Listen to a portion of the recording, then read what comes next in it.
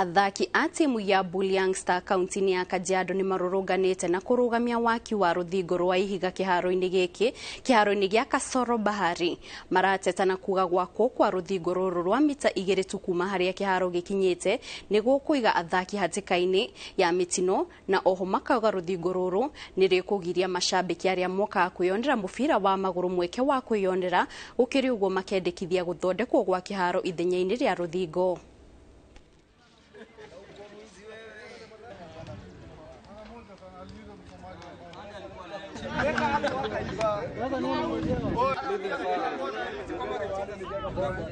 Kũringana na sheria cia mũbira, fence yagĩrĩire ĩkĩrwo waya 2 meters kuma he touch line, no ti gwĩkĩra ihiga.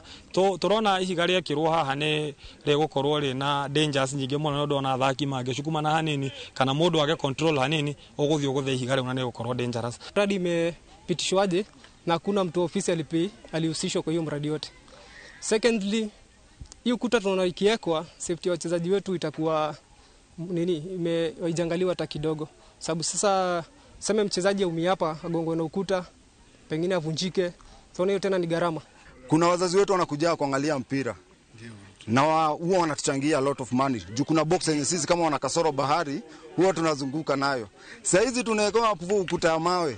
Hii ni ukuta ambayo inakuja kutuumiza, inakuja kuvunja miguu zetu, mili zetu kutuumiza.